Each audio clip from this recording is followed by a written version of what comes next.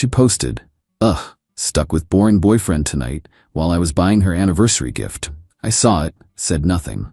Then I returned the $3,000 necklace and booked myself a weekend at the resort she'd been begging to visit." Her call came 6 hours later. I, 32 male, am, or I guess was, a planner. I planned my finances, I planned my vacations, and I had our 4-year anniversary planned to the minute. Fancy dinner at that new, impossible-to-get-into tasting menu place. And the gift, a sapphire pendant. A very specific $3,250 sapphire pendant she'd been sending me subtle links to for a month. I was at the jeweler's 4 p.m. on the dot. The salesperson, a nice older woman, had it laid out on a black velvet tray. It was sparkling. I was actually feeling pretty good about it, proud even. My phone buzzed in my pocket. I figured it was Maya, 29, my girlfriend, probably asking what time I'd be home. I pulled it out while the salesperson was writing up the warranty. It was an Instagram notification, a story from an account I barely remembered she had. Her, Finsta, her close friends circle.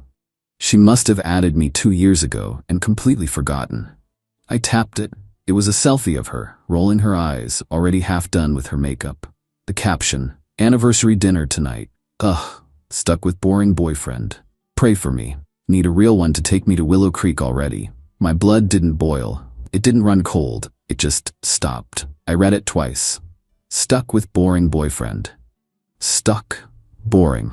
While I was holding a $3,000 piece of jewelry I'd saved for, and she was already complaining about the night. A night I'd spent weeks planning, and a jab about Willow Creek, the spa resort she'd been begging me to book. "Sir?" The salesperson was looking at me. "Is everything all right? You've gone a bit pale." My hand was shaking, just slightly. I put the phone back in my pocket. "You know," I said, my voice sounding distant even to me. "I just got some news. I'm so sorry. I need to hold off on this. I can't buy it today." "Oh, of course. Is everything okay?" "No," I said, giving her a weak smile. "But it will be. I'm so sorry to waste your time." I walked out of the store. The mall air felt thick. I sat in my car for 10 full minutes. Didn't rage, didn't cry. I just felt this cold, quiet click inside my head.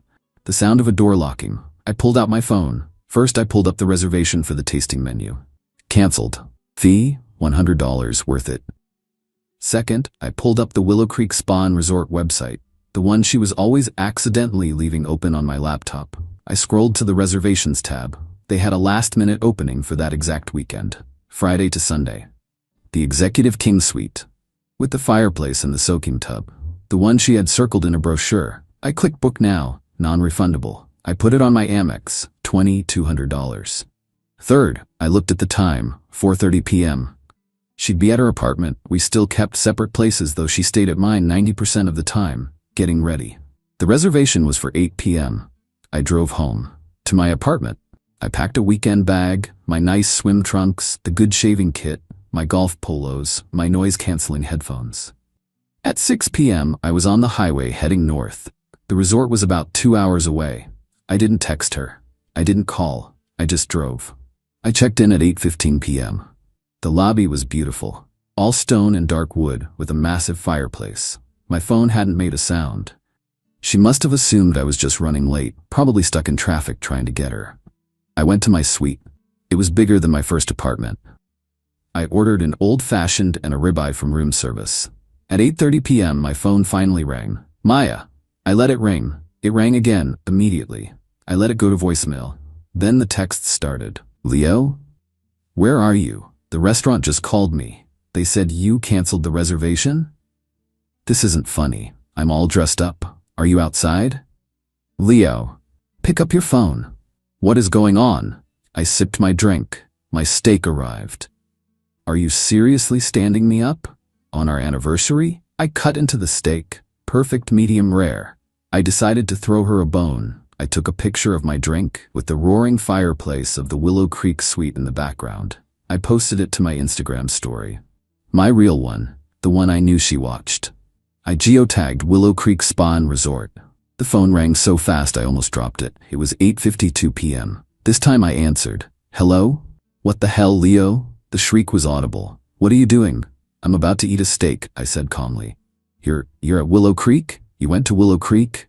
Without me?" The entitlement, the sheer audacity of her offense was breathtaking. Yeah, seemed like a nice place. But it's our anniversary. You stood me up. You canceled our dinner to go to the resort I wanted to go to. What is wrong with you? Well, I said, swirling the ice in my glass. I saw your post. You seemed pretty miserable about being stuck with your boring boyfriend. I figured I'd do you a favor and unstuck you. Didn't want to bore you all night. Dead. Silence. The kind of silence where you can hear someone's brain frantically trying to rewind to figure out what they messed up. What? What post? I don't know what you're talking about. Your close friend's story, Maya. The one you posted around 4 p.m. Pray for me? Need a real one? Ring a bell? More silence. Then, the sound of a choked gasp. She knew. She'd been caught. Leo? Baby, that was a joke. It was just a joke for my friends. You're not even supposed to be on that account. So it's my fault for seeing it? No. I mean, you can't be serious. You're ruining our anniversary over a stupid post? You ruined it, Maya. Not me. I was just reacting to the new information I received. You think I'm boring, and you're publicly wishing for another man. I'm just respecting your wishes. I'm coming up there, she shrieked. You're 2 hours away. I'm getting in my car. I wouldn't, I said. The reservation is only for one. They're very strict here, and I'm not adding you to the room. Leo, don't you hang up on me. Enjoy your night, Maya. I know I will. I hung up. I blocked her number. Then I blocked her on Instagram, Facebook, and WhatsApp. My phone started ringing again. Alana, her best friend. I declined it. Then Maya's mom. Declined. I turned my phone completely off. I ate my steak. I had a second old-fashioned. I took a dip in the ridiculously oversized tub. I slept better than I have in 4 years. Update 1. It's been a week. The weekend at Willow Creek was clarifying. I got a massage. I played 18 holes of golf. I read a book by the pool. I didn't turn my phone back on until I was driving home Sunday afternoon. The missed calls were comical. 32 from Maya before I blocked her. 18 from Alana. 5 from her mom. 2 from her sister. The texts were a novel of emotional whiplash. From Alana. Leo, you need to answer Maya. She's a wreck. This is cruel. From Alana. Seriously, what is your problem? She's hysterical. You're being a child. From Alana. She said she's sorry. It was a joke. Are you really going to throw away 4 years over this? You're an immature jerk. She deserves better. Spoiler, she's about to get the chance to find it. I got back to my apartment Sunday night. It was empty and quiet. Bliss. I spent Monday getting my ducks in a row. I live in a one-party consent state for recordings. I checked the lease for my apartment. It's solely in my name. She never officially moved in. She just stayed. Her name isn't on a single utility. She still had a key. I figured she'd show up eventually. She did. Monday night. I was in the kitchen making a sandwich. She used her key and burst in. Her eyes were red and puffy. Her makeup was a mess. You're just here? Making a sandwich? She yelled, throwing her purse on the floor. Yeah, I was hungry. You blocked me. You blocked everyone. You disappeared for 3 days after you humiliated me. You humiliated yourself, Maya. I just chose not to participate. It was a joke, she shrieked. That was her new favorite word. A stupid, silly joke for Alana. You're not even supposed to be on that account. You were spying on me. You added me, Maya. Years ago. You forgot, I said, taking a bite of my sandwich. That's not spying. That's you being sloppy. She stared at me. The tears started again, but these were different. They were calculating. But our anniversary, she whimpered. I know you had a gift. The necklace. The sapphire one I sent you the link for. I thought this was the moment. Oh yeah, I said, nodding. I was at the jeweler's when I saw your post. I was literally holding it in my hand. The salesperson was right there. Her face crumbled. The realization of the actual cost hit her like a truck. This wasn't just about a missed dinner. This was about a $3,250 piece of jewelry she'd coveted. You didn't buy it? She whispered. Nope. I returned it. Well, I never bought it. I used the money for my trip, which was fantastic, by the way. The spa is 10/10. Highly recommend. The tears stopped. Her face went tight with a rage that was almost impressive. You're a monster, she hissed. You did that just to punish me. No, I did it for me. I realized I didn't want to give a $3,000 gift to someone who finds me boring. Seems like a bad investment. I took another bite. The relationship is over, Maya. I want you to get your stuff and go. The entitlement went supernova. Move out? Are you kidding me? I live here. You can't just kick me out. Half the stuff in this apartment is mine. You're not on the lease, Maya. You're a guest, and your stay is over. The law says I have to give you reasonable notice to vacate. How's 30 days? Though honestly, I'd prefer you be gone by this weekend. I'm not going anywhere, she screamed. This is my home. You can't do this. You owe me. You owe me for that trip you took. You owe me for the necklace. You owe me for humiliating me. I don't owe you a thing, I said, finishing my sandwich. You called me boring. You publicly wished for another man. You get nothing. Start packing your things. She let out a sound like a wounded animal, grabbed her purse, and stormed into the guest room, slamming the door so hard a picture fell off the wall.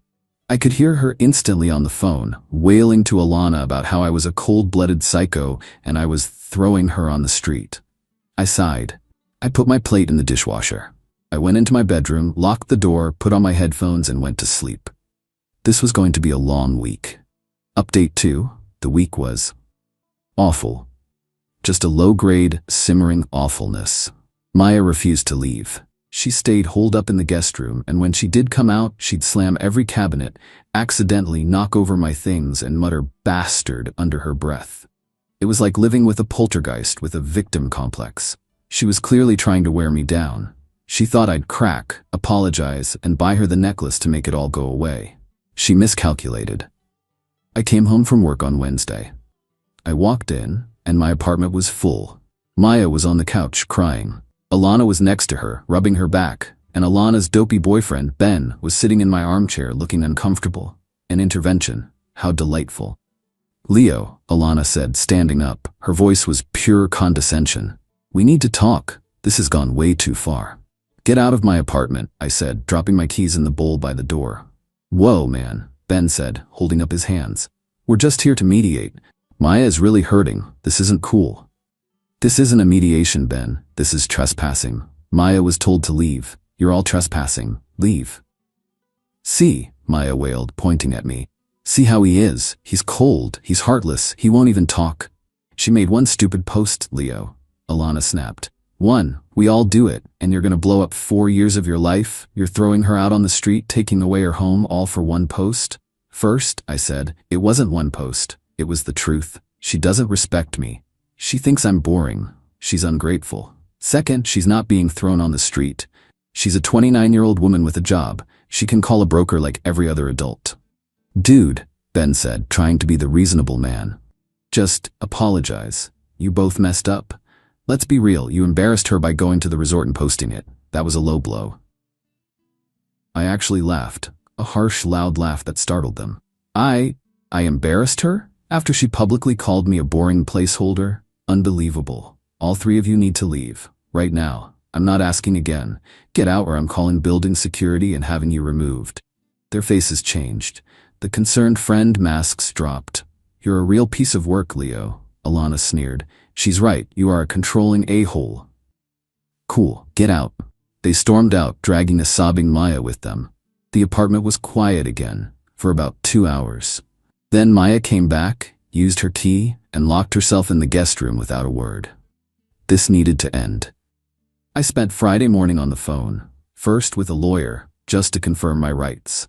30-day written notice was the formal way. He suggested cash for keys might be faster. Offer her $1,000 to be out by Monday, with her key, and to sign a release, he said. I was considering it. Then I checked my credit card statement. I have one card where she's an authorized user. It was supposed to be for groceries and emergencies.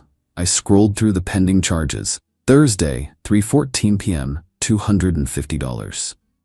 My blood turned to ice. She'd taken the card, gone to the exact same jeweler, and bought the necklace herself. She was in the apartment, probably in the guest room, with my credit card and with that necklace. This wasn't just entitlement, this was theft. I immediately called the credit card company. Hi, I need to report a stolen card and a fraudulent charge. Stolen, sir, or just an authorized user? An authorized user who just made a $3,250 purchase I explicitly forbade after I broke up with her. She's no longer authorized for anything. Please cancel her card immediately and dispute that charge. They did. Her card was deactivated instantly. The charge was flagged. Next, I called the jeweler. "Hi, my name is Leo. I was in your store on Monday. My ex-girlfriend Maya just purchased a sapphire pendant from you yesterday on a card she was an authorized user on. I have just reported that charge is fraudulent. She was not authorized to make that purchase. She is still in possession of the necklace." The store manager's voice went up an octave. Sir, she told us it was an anniversary gift you had approved. She lied. I am pressing charges for fraud if that item is not returned today." I hung up. I walked to the guest room. I didn't knock. I just opened the door. She was sitting on the bed, on her laptop, wearing the necklace. She smirked when she saw me, a full-on triumphant smirk. "Happy anniversary to me," she said, her voice dripping with venom, "since you were too cheap and too cruel to buy it." "Take it off, Maya." "No," she said, touching it. "I don't think I will. You owe me this. For the humiliation, for the resort, for 4 years of my life, this is the least you can do." "I just got off the phone with Amex," I said, my voice dangerously quiet. "The charge has been reported as fraudulent. Your card is canceled. I also just got off the phone with the store manager. They are very interested in getting their merchandise back. Apparently, they don't like being party to felony theft." Her face went from smug to sheet white in half a second. You wouldn't," she stammered. "You'd ruin my life over a necklace?" "You tried to steal $3,500 from me, Maya." "Yes, I would. So here's the choice. You can either take that necklace off, put your shoes on, and we can drive to the mall right now, where you will personally hand it back to the manager and apologize. Or you can keep it, and I will let the fraud investigation proceed. You'll be explaining it to the police, not me."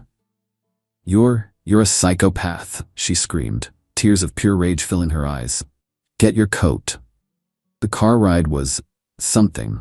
I turned on the voice recorder on my phone and left it in the center console. She sobbed. She begged. She called me every name in the book. "Please, Leo, don't make me do this. It's so embarrassing. You should have thought of that before you stole from me. I hate you. You're a controlling bastard. I'm glad I posted it. You are boring." Duly noted. I stood by the store entrance, arms crossed, while she, red-faced and hiccuping, handed the box back to the manager. I'm so sorry," she mumbled. "It was a huge misunderstanding with the card." The manager looked at her, then at me. I just gave him a grim nod. He took the box. "We'll process the return immediately." The car ride back was dead silent. She just stared out the window, vibrating with hatred. I pulled into the garage. "I want you out by tomorrow," I said, putting the car in park. "End of day. All your stuff. Gone.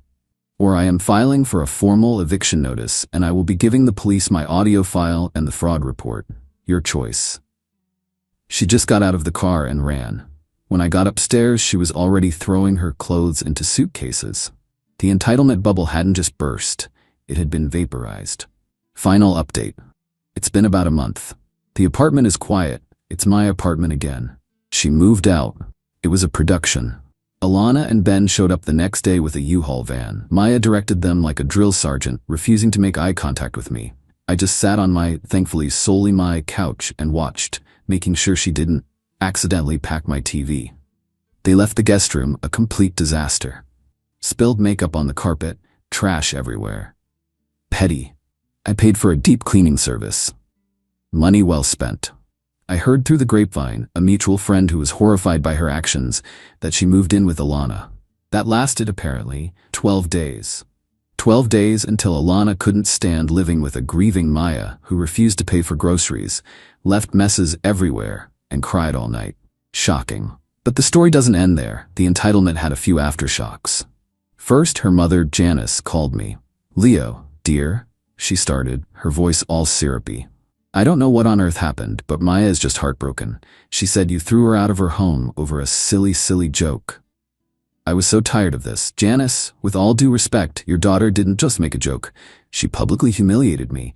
And then after I broke up with her, she used my credit card to try and steal a $250 necklace. She committed a felony." The other end of the line went silent. "Steal?" Janice finally said, the syrup gone. She said you gave her that card. "For groceries and emergencies, Janice, not for revenge jewelry. I have the fraud report I filed with Amex. I have an audio recording of her admitting it on the way to return it. She is lucky I'm not pressing charges. Please don't call me again. I hung up. The mutual friend later told me that Janice was livid at Maya. Apparently, this wasn't her first time misunderstanding financial boundaries. The next dirty trick was more unsettling. I got a call from my building manager 2 weeks ago. Hey Leo. Weird question. We got an anonymous complaint. Someone reported a strong chemical smell coming from your unit. Alleged it might be drug-related. My stomach just dropped. What? That's insane. I'm at work. I don't even smoke. I know. I'm outside your door. I don't smell a thing. But per building policy, I have to do a 24-hour notice of inspection unless you give me permission to enter now. Please, go in right now, I said, my voice shaking a little. I have nothing to hide. This is my ex. This is her retaliating. He went in. He called me back 5 minutes later. Apartment is spotless, Leo. Not a thing. I'm so sorry. I'll make a note on your file that this was a false, likely malicious report. That one chilled me. It wasn't just petty. It was an attempt to get me in serious trouble with my landlord. The grand finale happened last Saturday, 10 p.m.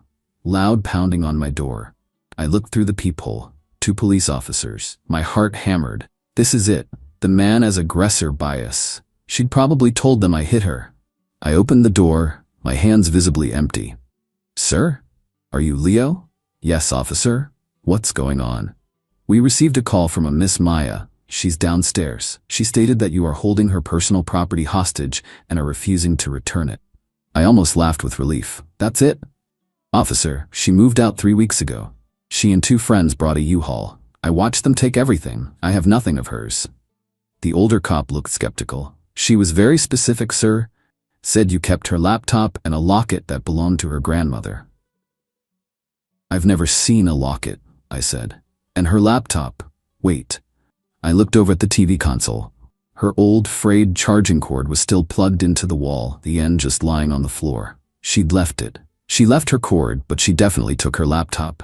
I haven't touched that. She's also saying you've threatened her. The younger cop said, his hand resting near his belt. That you're unstable. That she's afraid of you. There it was. Officers, I said, trying to keep my voice steady. I'm the one who's been harassed. She's the one I had to threaten with police action for credit card fraud. I pulled out my phone. This, I said, is the fraud claim I filed with American Express 3 weeks ago. This is the audio file of her in my car, admitting to the theft and begging me not to call the police. I hit play. Maya's voice filled the hallway. I hate you. You're a psychopath. Please, Leo, don't make me return it. It's so embarrassing. I'll pay you back, I swear. The cop's expressions changed instantly. The older one held up his hand. That's enough, sir. He sighed, rubbing his forehead. This is a civil matter. We can't force you to give her property she claims is here, and she can't force her way in. He spoke into his radio. Tell the complainant this is a civil issue. She needs to contact a lawyer. If she doesn't leave the property, she'll be ticketed for loitering. I watched from my window. I saw them talk to her and Alana, who were sitting in Alana's car across the street. Maya got out and started screaming at the cops. The cop just pointed. They got back in their car and sped off. So that's it. It's over. I feel drained. Not victorious, not happy, just empty and tired. I blocked the unknown number she used to send a final text. You'll be sorry. You'll never find anyone as good as me. I deleted it. The apartment is quiet. My apartment. I looked at my bank account. The $3,250 I saved from the necklace plus the $2,200 I spent on the resort.